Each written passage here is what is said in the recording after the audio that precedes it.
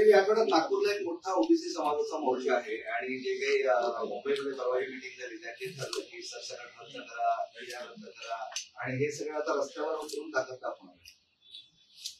मोर्चा काढले त्यांना जमले पाहिजे पुढे आणि त्या खाली मिळालेल्या गोष्टी 16% मराठ्यांचा खाल्ला आतापर्यंत.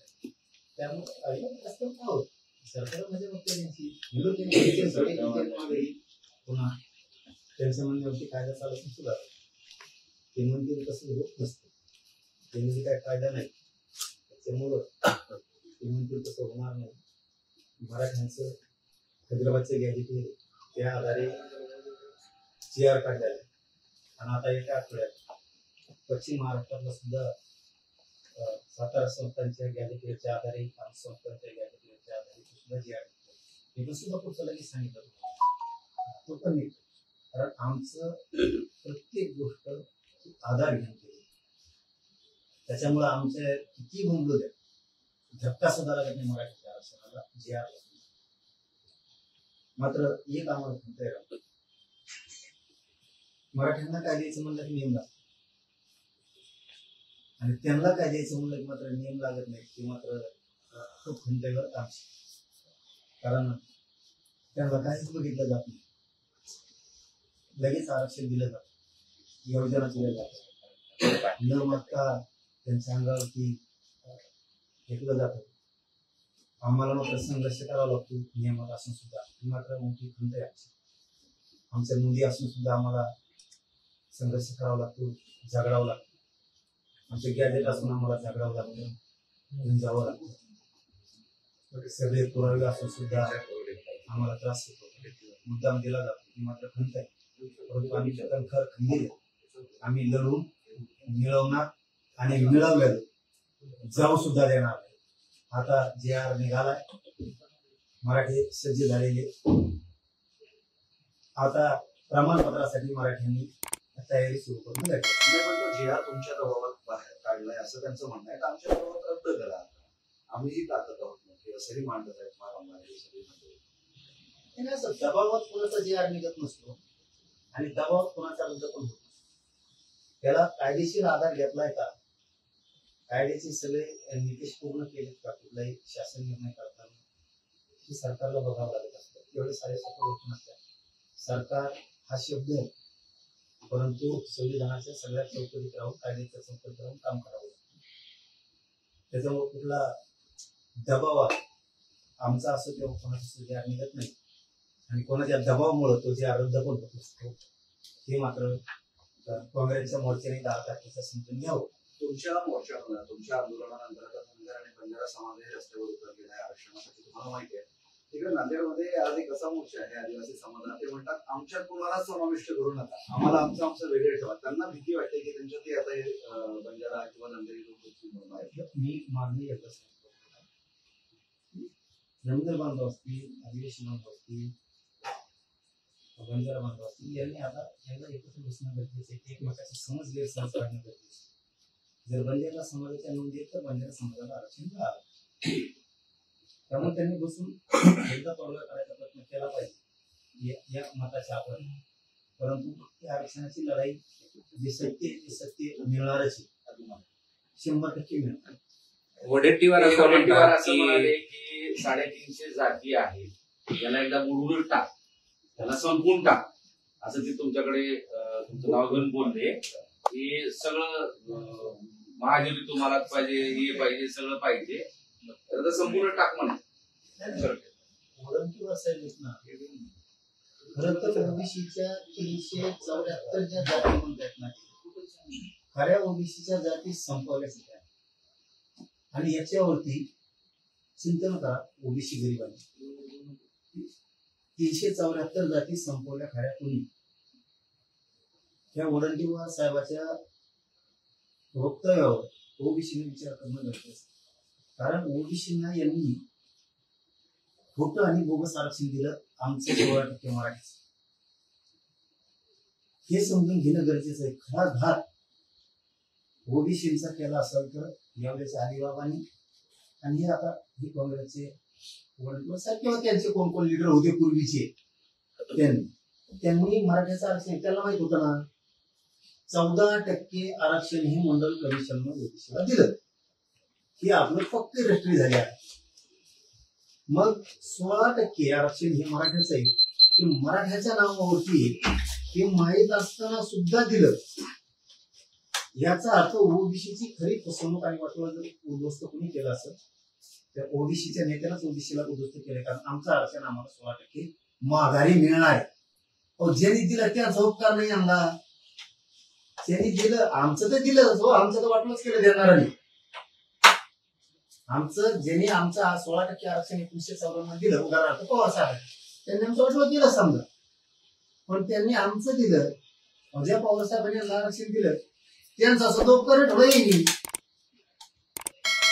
वडट्टीवार असं म्हणतात ही सत्तेची दादागिरी आहे आणि एकाच समाजाला एवढं कसं द्यायचं. आणि शिवाय त्यांनी असं म्हटलंय द्यायचंच असेल तर तुमच्या हातामध्ये बंदूक आणि तलवारी द्या आणि छाटून टाका आमच्या सगळ्यांचे मुंडके.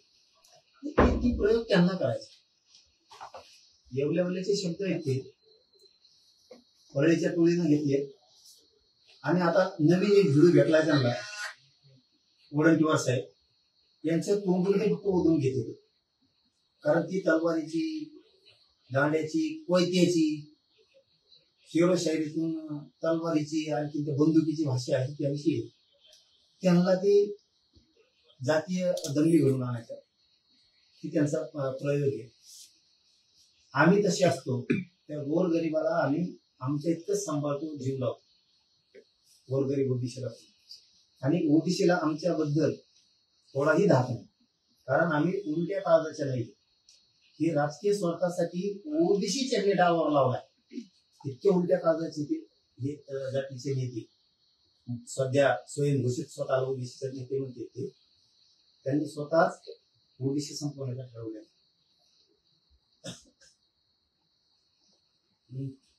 एक व्हिडिओ व्हायरल झालेला आहे धाराशिव जिल्ह्यातला की उड्यात दोघ जण वाहून जातात, वाहन जाते. त्यावेळेस त्यांना असं म्हटलं जातं की अरे यांना वाचू नका, सोडून द्या. वाक्य काहीतरी वंजारायचे आहेत असं काहीतरी शब्द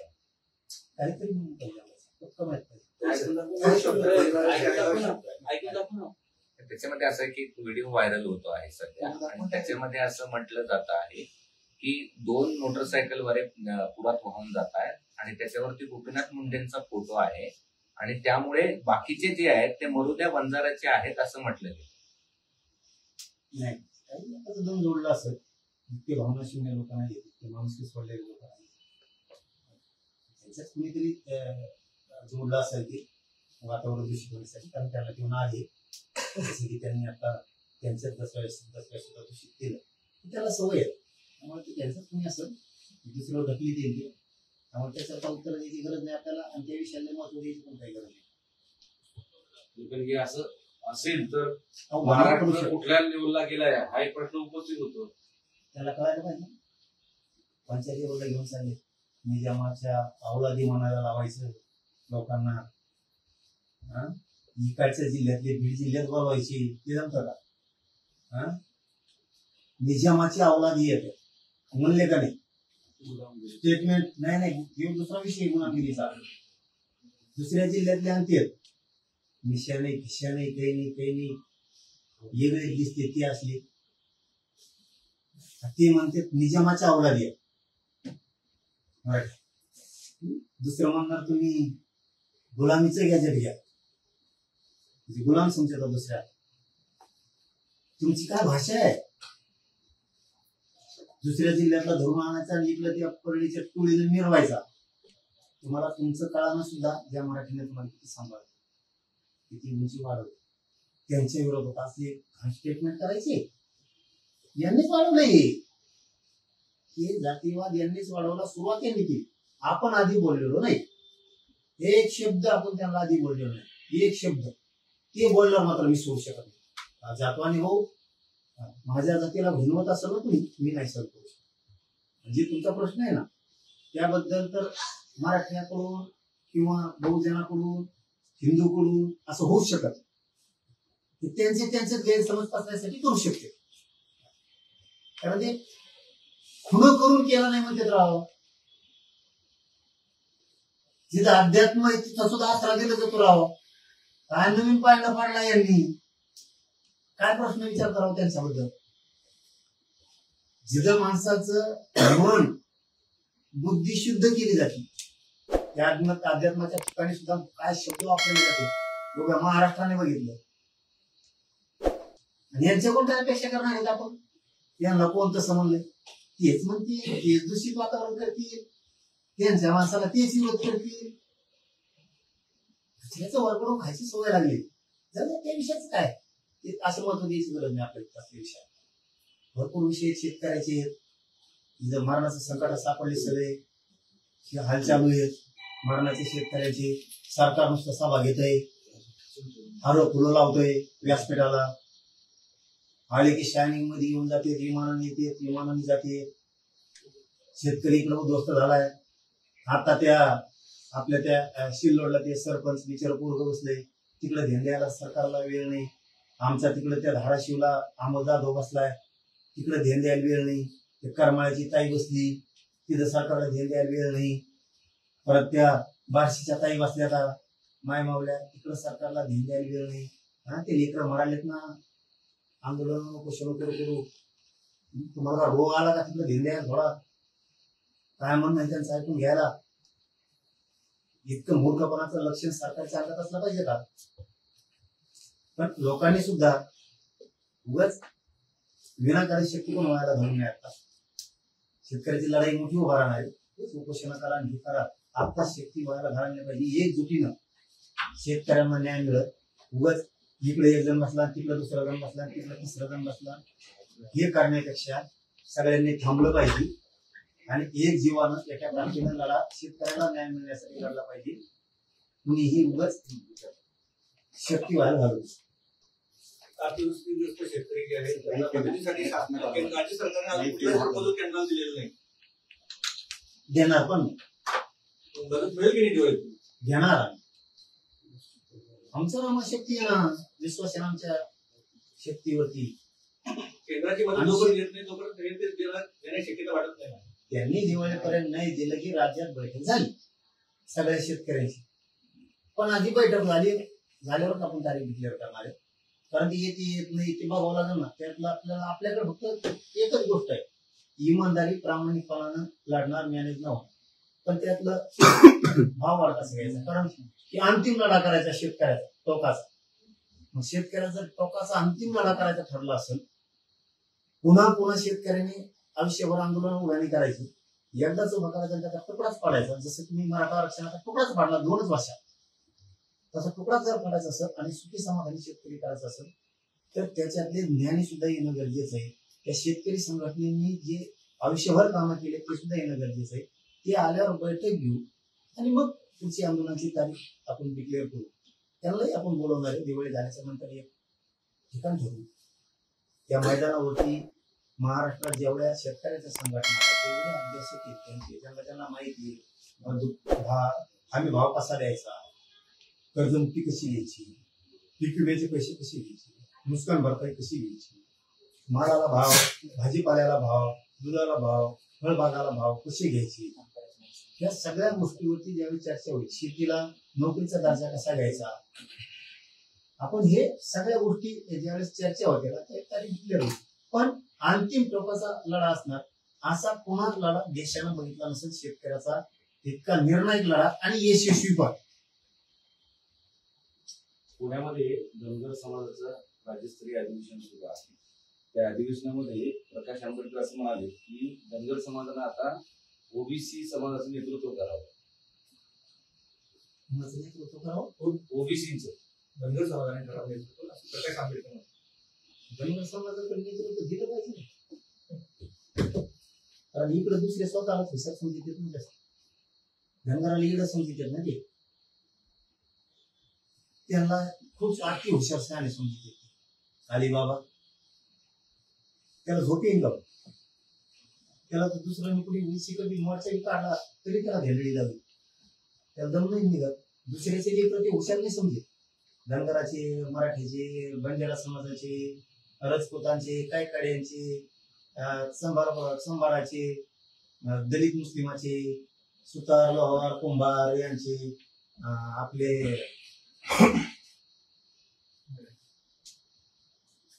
आणखीन बऱ्याचशा 300-350 जाती आहेत.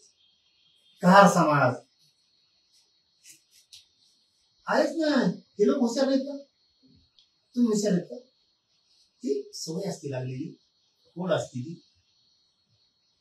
काय मिळावं मलाच, दुसऱ्याला नको, त्या उद्देशाचं आहे. आणि त्यांनी ना कोणाचं ऐकून ओबीसीचं नेतृत्व करण्यापेक्षा त्या नादात पाडण्यापेक्षा धनगर बांधवांना आपल्या जातीला आरक्षण इष्टीतून कसं मिळवणं यासाठी टाकत लावावं. लोक बरेवर घालते ना, हरभरा झाडावर चढीते. ओबीसीचे नेते व्हा, आणखीच व्हा, तालुक्याच व्हा. ओबीसीचा नेता नको, कोणाचाच नको. आपल्या जातीची आपण लढाई लढावी आणि त्या गोरगरीब धनगराच्या लेकराला आरक्षण मिळून द्यावं यासाठी ताकद खर्च करावं. नेता बनण्यासाठी किंवा श्रेयवादाच्या लढाईसाठी धनगरांनी आपली ताकद वायाला घालू नये. आणि विशेष करून परळीच्या टोळीचा ऐकून मराठीच्या विरोधात तर धनगरांनी अजिबात त्यांची ताकद वायाला घालू नये.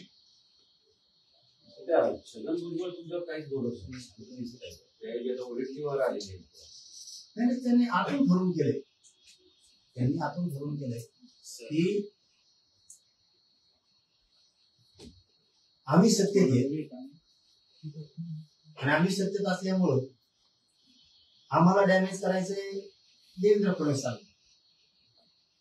तिथं एक अशी चर्चा मला ऐकायला मिळाली, सांगू का? खरी एक कुठे माहित नाही, त्याची खात्री केल्याशिवाय आपल्यासारख्याने बोलू नये. पण त्याचा कुठंतरी फार्म हाऊसला का पुढे चर्चा झाली त्याच्या आणि त्याच्यात तेव्हा असं म्हणला जणू अरे बाबा माहिती आता खरी का कुठे माहित नाही, पण अशी चर्चा आहे लोकात. मला त्यावेळेस अजित पवारने उचललं होतं असं त्याचं म्हणणं. त्या बैठकीत मला अजित पवारने उचललं होतं त्यावेळेस. आता संधी आपल्याला सगळ्या ओबीसीच्या नेत्याला नेतृत्व काँग्रेसकडे घ्या आणि सगळे जनता आपल्या मागे उभा राहतो आणि अजित पवारला डॅमेज करू म्हणजे माझा बदला पाहायला भरून निघेल. आणि फडणवीसची सुद्धा तुंबडी बंद होईल. तुंबडी या शब्दाचा अर्थ मला नाही कळाला, त्याची सुद्धा बंद होईल. पण आपला घाव ओबीसीचा कळून देऊ नका अशा स्वरूपाचा आपण चालाव. मी मुंड्याला सुद्धा याच्यात उठवलंय असं त्यांचं तिथं काहीतरी खाजगी चर्चा झाली आणि ही लोकांची चर्चा आहे. काल नाशिकची काही लोक आले होते ते सांगत. भुजबळ आणि वडेट्टीवारांची अशी युती झाली. हा तू सगळे एक झाले म्हणजे पाठपुरावा सगळ्यांनी करायचा, कळून द्यायचा नाही. म्हणजे माझ्या पूर्वीचा बदला नाराजीचा निघत आणि फडणवीस हा आपल्या ओबीसीसाठी जड आहे. मग जर आपण एक झालो तर आपली ओबीसीची सत्ता येऊ शकते. पण हे बाहेर करू देऊ नका. मग आता एक खरी खोटी चर्चा माहित नाही, पण जर तपासाला लागले तर ती खरी निघू शकते. कारण तितके आपल्या गटाचा किंवा हाई आले बाबा. कारण ज्या शरद पवार साहेबांनी त्याला मोठं केलं तो पक्ष मोडला गेला. ज्या शरद पवार साहेबांनी त्याच्या म्हणण्यावरती मराठ्यांचं आरक्षण त्यांना दिलं, त्यांचा सुद्धा आमचं तर जाऊ द्या, आम्ही आमचं तर न्यूज. पण ज्या माणसाला दिलं शरद पवार साहेबांनी त्याला, त्यांचा तरी उपकार त्यांनी ठेवायला पाहिजे, त्यांचा नाही ठेवला. ज्या शिवसेना प्रमुख बाळासाहेब ठाकरे साहेबांनी मोठं केलं त्या माणसाला बाळासाहेब ठाकरे साहेबांना त्या शिवसेना प्रमुखाला जेलमध्ये पाठवणार एकमेव नासका आणि ज्यांनी मोठं केलं त्याला सुद्धा खंडित झालं.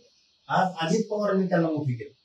आज अजित पवारांविषयी सुद्धा प्रचंड मोठं षडयंत्र तयार करायला लागला. नसता परळीचं घराणं शक्यतो त्यांच्या विरोधात बोलत नव्हतं. परळीचं घराणं अजित पवारांच्या विरोधात बोलत नव्हतं कारण परळीचं अर्ध घराणं संपलं होतं. पवारांमुळं अर्ध मुंडेंचं घराणं परळीचं घराणं मोठं झालं.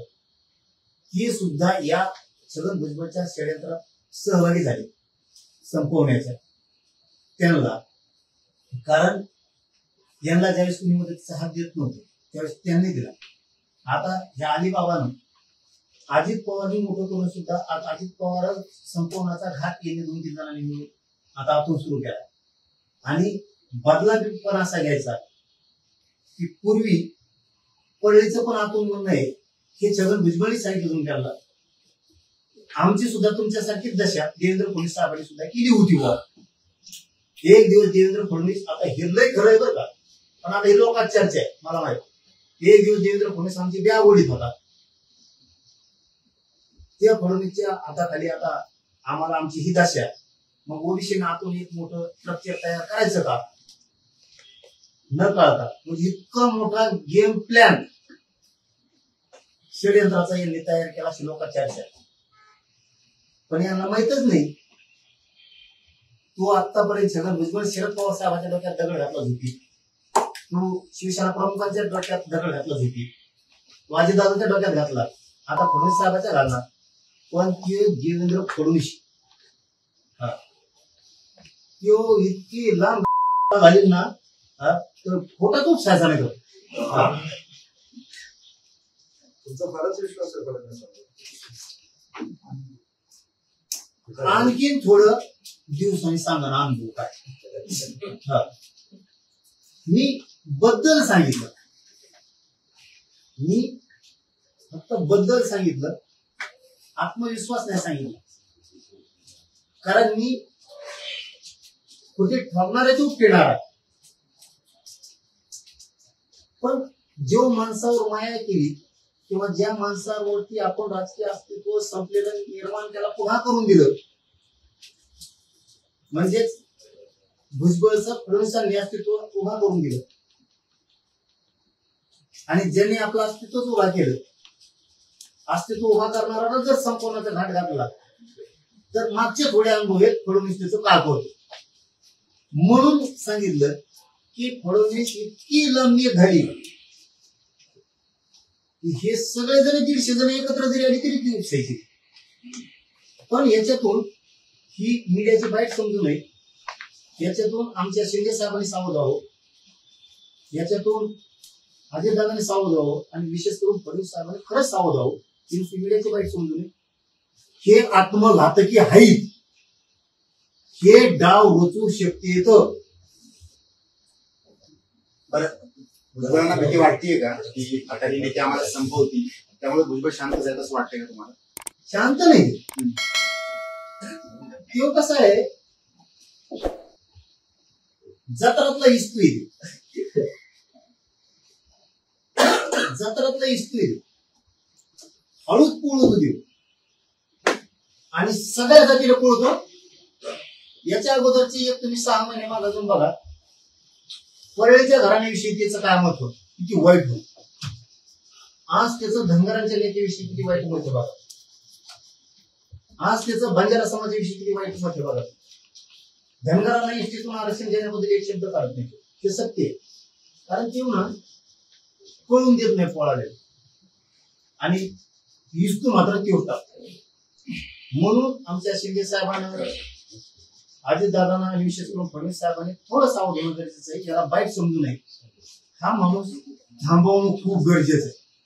नसता हा माणूस जातीवादाच्या दंगली 100% लावू शकतो. मोर्चे निघतायत, मोर्चाला उत्तर मोर्चानेच देणार की शांत राहून ते बोलला कोणाने? ओबीसी समाजाचे बरेचसे मोर्चे निघतायत, काँग्रेस आक्रमक झालं, मोर्चाला मोर्चाने उत्तर देणार नाही.